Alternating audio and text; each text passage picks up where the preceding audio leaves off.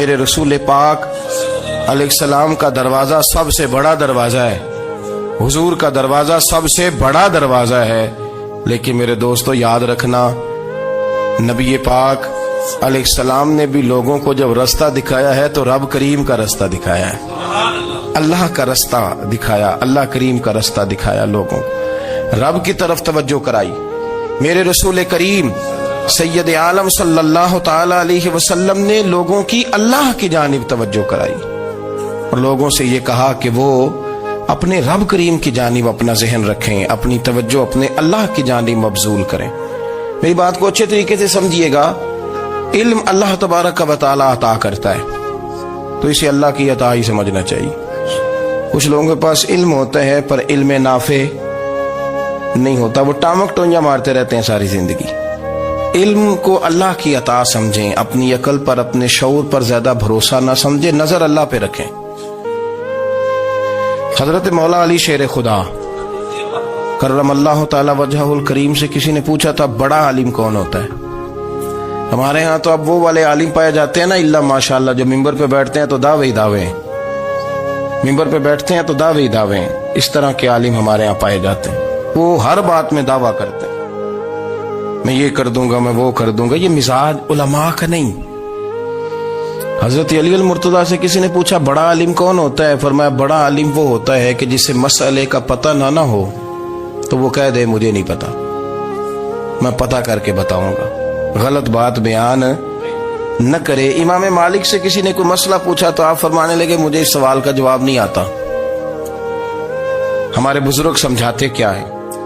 وہ کہنے لگا آپ اتنے بڑے امام ہیں تو اس سوال کا جواب نہیں آتا۔ آپ فرمانے لگے اگر مجھے ہر سوال کا جواب آتا پھر تو میں خدا ہوتا، مجھے ہر سوال کا جواب نہیں آتا، مجھے تو اتنا آتا ہے جتنا میرے رب نے مجھے عطا کر دیا ہے۔ اپنی نظر اللہ پہ رکھیں، نکل آئیں اس معمے سے باہر کہ میں کوئی بلا ہوں، مجھے بڑا پتہ ہے، میرے پاس 6 ڈگریاں ہیں، مجھے 10 جگہ پہ تدریس کا شغف حاصل ہے، اسے نکلیں باہر۔ قرآن مجید دیکھیے گا، اللہ تعالیٰ نے ارادہ قدرت فرمایا کہ میں حضرت آدم کو بناؤں گا، پھر بنانے کے بعد فرمایا فرشتوں سجدہ کرو آدم کو، سب نے سجدہ کیا الا ابلیس ابا واستکبر وکان من الکافرین، سب نے سجدہ کیا سوائے ابلیس کے، اس نے انکار بھی کیا، تکبر بھی کیا اور کافروں میں سے ہو گیا۔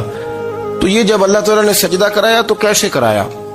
اللہ تبارک و تعالیٰ نے نا حضرت آدم کو علم سکھایا خود، وعلم آدم الاسماء کلہا، خود اللہ فرماتے ہیں کہ میں نے جناب آدم علیہ السلام کو تمام اشیاء کے نام سکھائے، سب اشیاء کے نام سکھائے۔ تو وہ چیزیں پھر میں نے نا، اللہ فرماتے ہیں میں نے فرشتوں پہ پیش کی، میں نے کہا کہ بتاؤ ان کے نام کیا ہے، تو فرشتوں نے جو جواب دیا ہے وہ سمجھنے والا ہے۔ اللہ نے چونکہ خود علم سکھایا تھا حضرت آدم کو، جناب آدم سکھایا تھا لیکن فرشتوں کو نہیں سکھایا تھا، تو اللہ کریم نے فرمایا فرشتوں یہ بتاؤ ان چیزوں کے نام کیا ہیں؟ تو فرشتے کیا کہتے ہیں؟ فرشتے عرض کرتے ہیں قالوا سبحانک لا علم لنا۔ آپ کبھی یقین کریں اس چیز کی لذت لیں تو مزہ آ جائے۔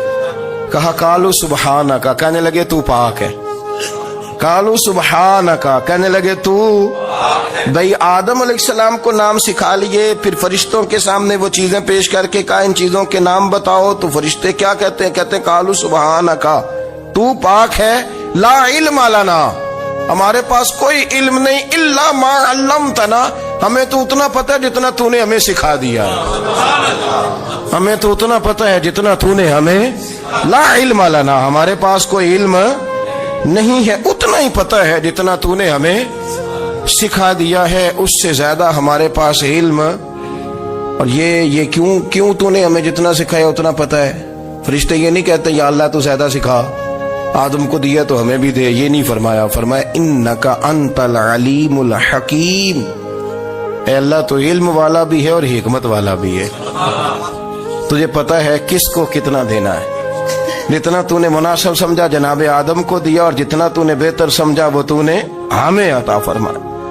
تو اگر آپ کے پاس علم ہے، کہیں نالج ہے، اس کو اللہ کی عطا سمجھے۔ ہمارے ہاں بہت سارے لوگ بن کے بیٹھ جاتے ہیں، میں اکثر کہتا ہوں کہ پھر وہ دعوے کرتے ہیں میرے علاقے والے جاہل ہیں، میرے شہر والے جاہل ہیں، میرے خاندان والے پڑھے نہیں، یہ آپ کا دعویٰ ہے، یہ آپ کو خراب کر دے گا۔ ہم نے بہت سارے ایسے لوگ دیکھے جو بہت بڑے عالم تھے، لیکن اللہ جب لینے پہ آیا تو عقل ہی لے گیا، شعور ہی چلا گیا، حافظے ختم ہو گئے۔ آپ دیکھتے ہیں بڑھاپے میں کچھ لوگ ایسے ہوتے ہیں کہ جن کو یہ بھی یاد نہیں رہتا کہ میرا نام کیا ہے، میں کہاں ہوں، مجھے کدھر جانا ہے۔ تو اس وقت سے اللہ کی پناہ مانگیں اور اپنی نظر اپنے رب کریم کی جانب رکھیں، اللہ کی جانب اپنی نظر کو مبذول رکھیں۔ دوسری بات، علم کے بعد ایک چیز آتی ہے جس کا نام ہے ہدایت، جس کا نام ہے تقوی، جس کا نام ہے پرہیزگاری، جس کا نام ہے عمل، عبادت، ریاضت۔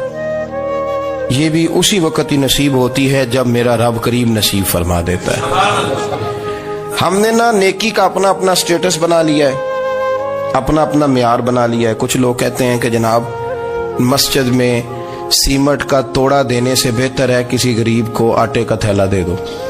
اب اس نے اپنا مزاج بنا لیا نا نیکی کا، اس نے اپنا سٹیٹس بنا لیا۔ میرا یہ سوال ہے کہ نبی پاک صلی اللہ تعالی علیہ وسلم جب مدینہ شریف آئے تھے تو حضور نے سب سے پہلے غریبوں میں آٹا تقسیم کیا تھا کہ سب سے پہلے مسجد بنائی تھی؟ کیا عجیب لوگوں کا رنگ ہے، اپنی مرضی کی ہدایت، اپنی مرضی کا تقوی، اپنی مرضی کا معیار۔ مسجد کوئی بڑا چھوٹا خطیب بھی میری طرح کا ہو نا تو وہ مسجد میں بیٹھ کے جب نبی پاک کی بات کرتا ہے تو کہتا ہے میرے رسول پاک غریبوں کا سہارا بن کے آئے۔ وہ غریبوں کی بات کرتا ہے، مسکینوں کی، لاچاروں کی، کمزوروں کی بات۔ تو مسجد ہی تو وہ ادارہ ہے جہاں سے غریبوں کی بات ہو رہی۔ تو اب لوگوں نے غریب کو اور مسجد کو لڑانا شروع کر دیا، اس کو لڑاؤ کہ مسجد میں پیسے دینے سے بہتر ہے آپ غریب کو آٹے کا تھیلا دے دیں۔ آپ یہ کیوں نہیں کہتے کہ مسجد میں بھی آپ توڑا دیں ایک سیمنٹ کا اور ساتھ غریب کو بھی خدمت کریں؟ یہ کیوں نہیں تقوی؟ اپنی اپنی مرضی کا مزاج، اپنی اپنی۔ کچھ لوگ کہتے ہیں چھوڑو جی، ساری زندگی انسان نماز پڑھتا رہے اور پھر گالیاں بھی دیتا رہے، بندہ داڑھی بھی رکھ لے اور جھوٹ بولنا بھی نہ چھوڑے۔ تو یہ آپ نے اپنے پاس سے تقوی کا معیار بنایا ہے۔ گالی دینے کا گناہ ہے اور داڑھی رکھنے کا ثواب ہے۔ تو اگر آپ داڑھی رکھے ہوئے ہیں اور آپ کوئی غلطی کر رہے ہیں تو اس سے آپ کی داڑھی کا ثواب ختم، اللہ کرے آپ کو سمجھ آئے میری بات۔ آپ کوئی غلطی کر رہے ہیں، داڑھی کا ثواب اس سے ختم، وہ اپنی جگہ پہ قائم ہے چیز۔ اپنی مرضی کا کیوں تقوی کا معیار بناتے ہیں؟ تقوی کا مزاج اپنی مرضی کا نہ بناؤ، اللہ کی بارگاہ سے دعا مانگو کہ یا اللہ ہمیں ہدایت کا نور عطا فرما، اللہ تو ہمیں رستہ دکھا، تو بتا کہ ہدایت کیا ہے۔ تو رب فرماتا ہے اللہ ولی الذین آمنوا، اللہ مومنوں کا مددگار ہے، یخرجہم من الظلمات الی النور، وہ انہیں اندھیروں سے نکالتا ہے اور نور کی طرف روشنی عطا فرماتا ہے۔ اندھیروں سے نور کی طرف اللہ لاتا ہے۔ اللہ ولی، اللہ مومنوں کا ولی ہے، وہ انہیں اندھیروں سے نور کی طرف نکالتا ہے۔ ہدایت ہمیشہ اللہ کی طرف سے سمجھے۔ جب وہ نماز کی توفیق دیتا ہے تو اپنے فضل سے دیتا ہے، جب وہ ذکر کی توفیق دیتا ہے تو اپنے فضل سے۔ ہم سمجھتے ہو جی فلانا نہیں پڑھ رہا بڑا بیوقوف ہے، فلانا نہیں پڑھ رہا، تو تم کیا اپنی عقل کے زور پہ پڑھ رہا ہے؟ میں جی اللہ کے فضل سے 2 سپارے پڑھتا ہوں، تو کس پہ احسان کرتے تو 2 سپارے پڑھ کے رویا کر کہ اگر مالک تو بڑا قریب نہیں۔ بڑے لوگ ہیں جن کو پورا قرآن حفظ ہے پر انہیں پڑھنے کی توفیق نہیں، تو انہیں فضل کیا اور مجھے توفیق دے دی ہے پڑھنے۔ رویا کر، پڑھ کے رویا کر، راتی ساری کر کر زاری، وہ نیند اکھاں تھی توندے تے فجرے اوہی گناہگار کہاون سب تو نیوے ہوندے۔ مہربانی کریں، ڈریں، نیکی کریں تو پھر ڈریں، پھر احساس پیدا کریں، پھر اپنے اندر وہ کمزوری لائیں کہ توبہ توبہ مجھے تو پتہ ہی نہیں، تو جانتا ہی نہیں۔ حضرت سیدنا امام اعظم ابو حنیفہ رحمت اللہ تعالی علیہ کے ساتھ ایک شخص کہتا میں نے نماز پڑھی تو عشاء کی نماز تھی۔ یہ جو لوگ بڑے ہوتے ہیں نا، جن کے پیار کرنے والے بڑے ہوتے ہیں، ان کے گرد خوف بھی بڑا ہی ہوتا ہے، انہیں بڑا ڈر لگتا ہے، بڑی بعض اوقات آزمائش ہوتی ہے ان کی۔ عشاء کی نماز کہتے پڑھی تو امام صاحب نے نا عشاء کی نماز میں تلاوت کی آیتیں فَمَن يَعْمَلْ مِثْقَالَ ذَرَّةٍ خَيْرًا يَرَهُ وَمَن يَعْمَلْ مِثْقَالَ ذَرَّةٍ شَرًّا يَرَهُ، فرمایا جو ذرہ برابر خیر کرے گا وہ بھی قیامت میں دیکھے گا، اور جو ذرہ برابر شر کرے گا وہ بھی قیامت میں اس شر کو دیکھے گا اس کے سامنے آئے گا. تو وہ شخص کہتا ہے کہ سارے لوگ نماز پڑھ کے چلے گئے تو امام صاحب رحمت اللہ علیہ نے اپنی داڑھی پکڑی رو رہے ہیں.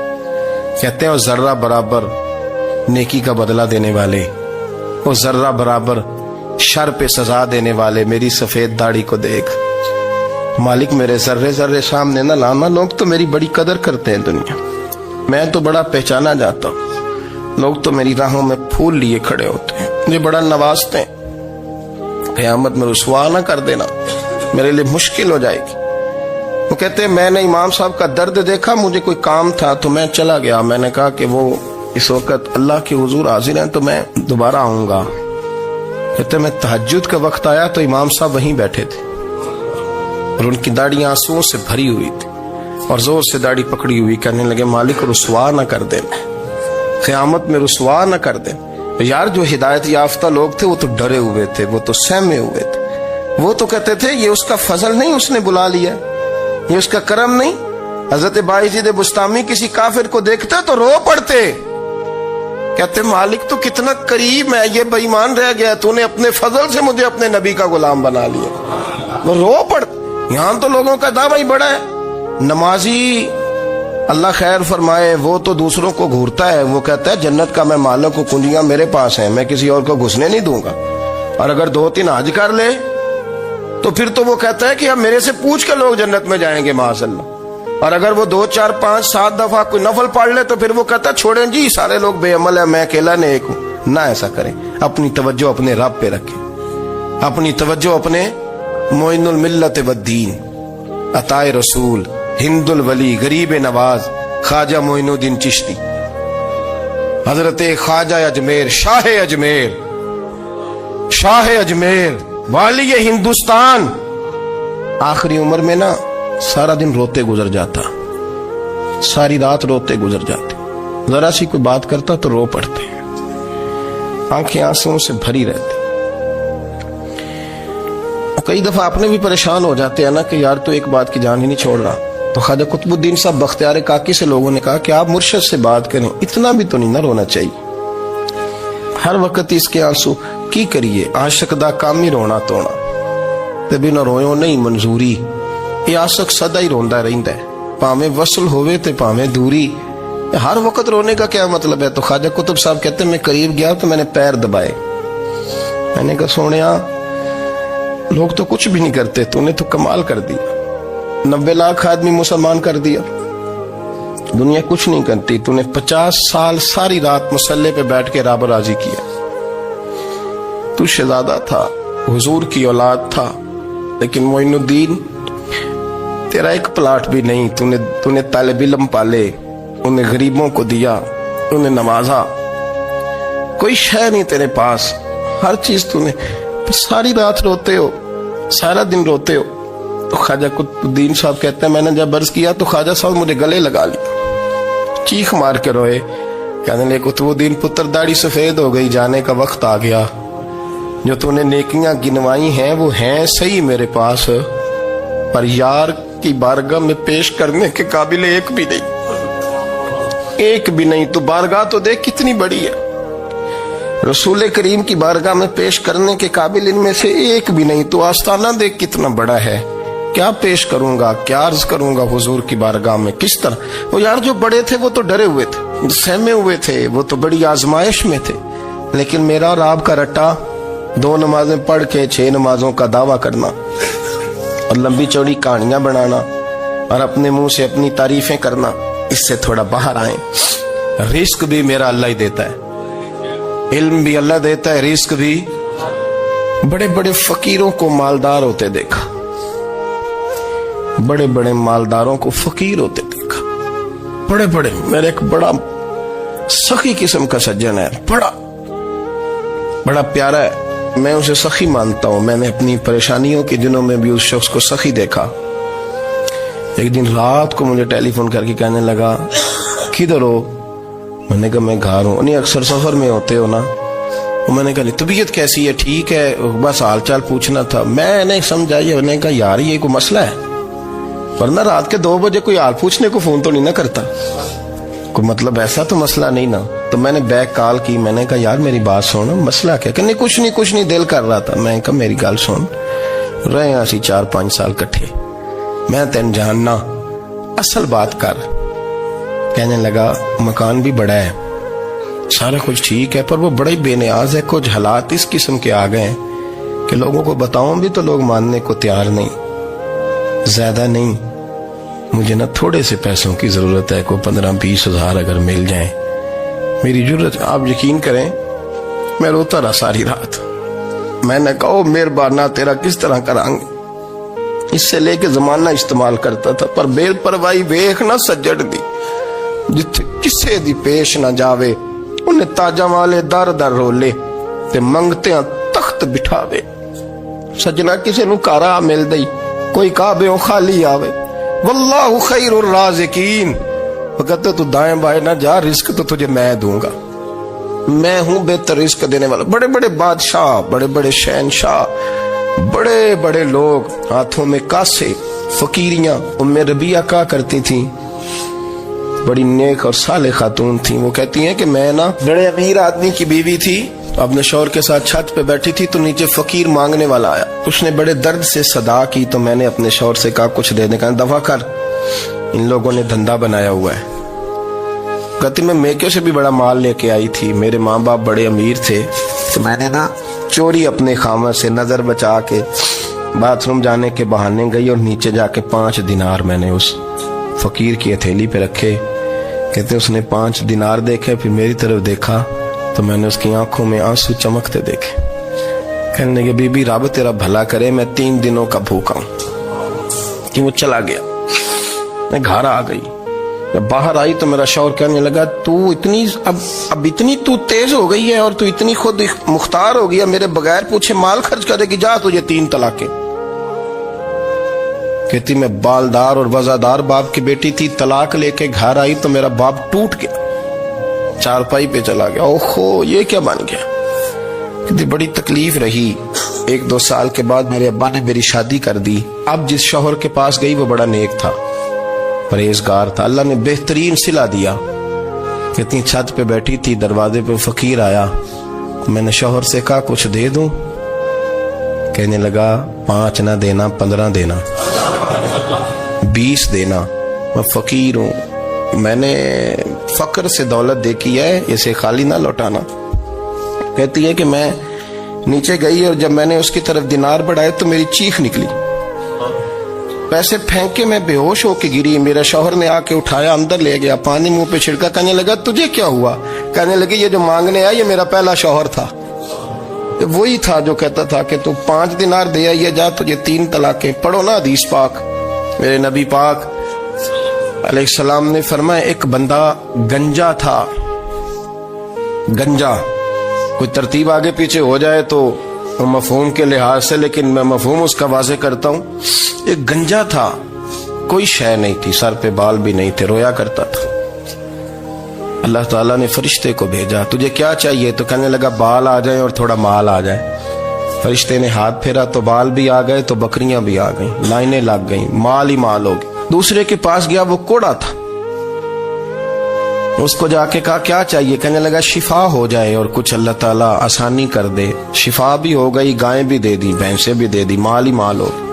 پھر ایک کے پاس گیا, وہ اندھا تھا, تجھے کیا چاہیے؟ اس نے کہا آنکھیں ملنے اور کچھ ساتھ اللہ مال دے دے. اونٹ ہی اونٹ ہو گئے. جب بڑا نواز دیا تو پھر مالک نے امتحان لینے کا ارادہ کیا. یاری تیری سونا ہے پر آزمائشاں بھی تیریاں اگ. آزمائشاں تیریاں, صحیح کہہ رہا ہوں, آزمائشاں تیریاں, یاری تیری سونا ہے پر آزمائشاں تیریاں. یہ سونا پرکھیا جامدائی, پہلو نہ لگاں دے لگ. اللہ نے فرمایا آزمائش کرو. سب سے پہلے گنجے کے پاس آئے, اسے کہا اللہ کے رستے میں کچھ دیکھنے لگا, میرے خرچے ہی بڑے, دیکھو تو صحیح کتنی مشکل میں وقت گزارتا ہوں, حال ہی کوئی نہیں. تو اس نے کہا میں نے تو سنا ہے تو گنجا اور بھوکا ننگا تھا. کہنے لگا میں تو جدی پشتی رئیس اعظم ہوں, تو یہ کس پاگل نے کہا ہے بھاگ جا. اس نے کہا اچھا جیسے تو تھا ویسے ہی ہو جائے. کھیت کھلیان اجڑ گئے, پھر سے گنجا ہو گیا. حضور علیہ السلام فرمانے لگے, پھر وہ اس کے پاس گیا جو کوڑا تھا, اسے کہا کچھ دے. کہنے لگا خرچے ہی بڑے, अब पूछ लें किसी अमीर आदमी से, कहेगा चक्की के नीचे हाथ है मेरा, मेरे से ज्यादा तो अब परेशान बंदा ही कोई नहीं। क्या बताऊं आपको, इतना टैक्स है, इतना जुर्माना है, फलानी शय, बड़ा कुछ गिनवाते हैं लोग। उसने कहा मैंने तो सुना तो पहले कोड़ा था। उसने कहा जा दौड़ जा, मैं तो रईस आजम हूं, दादा भी परदादा भी और सारी नस्ल ही। उसने कहा अच्छा जैसे तू था वैसे ही हो जाए। फिर वो गया अंधे के पास और जाके कहा अल्लाह के नाम पे कुछ दे। तो कहने लगा रब के नाम पे, ये खड़े हैं ऊंट, जितने तेरे दिल करे ले दा। उसने कहा क्या माना इस बात का? कहने लगा यार तुझे क्या बताऊं, मैं तो अंधा था, मैंने तो कभी दुनिया देखी नहीं थी, फिर उस करीम ने फजल किया तो मुझे बड़ा कुछ दिखाया। मैं क्या बताऊं, मेरा दिल कर रहा है कह दूं कि फिर उसने काबा दिखाया, फिर उसने रोज़ा रसूल दिखाया, फिर उसने रियाजुल जन्ना के सजदे दिखाए, फिर उसने अपने महबूब के दरवाजे की रौनकें दिखाई। उसने बड़ा कुछ दिया, उसने बड़ा नवाजा। मेरे पास तो शायद मैं बदकार पुराना खादम, किसे दर मिली न टोई, एते वासफ यार ने नजर जो की थी, फिर वासफ ही होई। ये तो उसका करम हुआ। तो ये वो कहने लगा तू अल्लाह के नाम पे जान मांग, मैं वो भी देने को तैयार। मेरे पास तो शय कोई नहीं थी, मुझे तो अपना पता है, मैं तो कोई शय नहीं था, कुछ नहीं था मेरे पास। ये तो उनका करम है कि रुख इनका उधर है, और मुख्तसर सी मेरी कहानी है, ये जो भी है उनकी मेहरबानी है। तो वो कहने लगा मैं भी कुछ लेने नहीं आया था, तेरी आजमाइश ही करने आया था। तेरी इज्जतें भी सलामत रहेंगी, तेरा माल भी सलामत रहेगा, तेरी शिफा भी। अपनी जिंदगी में कभी भी अल्लाह की बारगाह से तवज्जो इधर उधर न करें, छोड़े लोग क्या कर रहे हैं, दुनिया क्या कह रही, कभी भी अपनी तवज्जो दाएं। हमारा ये मसला बन गया कि हमारी सियासत है, हमारी दुनियादारी है, हम बंदों को राजी करना चाहते हैं। हम देखते हैं कौन किस तरह, और आप यकीन करें आप थक जाएंगे, बंदे राजी नहीं होंगे, वो नहीं राजी होते। आप इनको मना के लाएंगे तो इधर वाले निकल जाएंगे, इधर को मनाएंगे तो इधर वाले निकल जाएंगे। इस चक्कर से बाहर आए, उस रब को राजी करें जो फरमाता है इन्नल्लज़ीना आमनू व अमिलुस्सालिहाति सयजअलु लहुमुर रहमानु वुद्दा। फरमाया तो ईमान लाने के बाद नेक अमल कर, मैं लोगों के दिलों में तेरी मोहब्बत पैदा कर दूंगा। रहमान लोगों के दिलों में मोहब्बत डाल देगा, अल्लाह लोगों के दिलों में।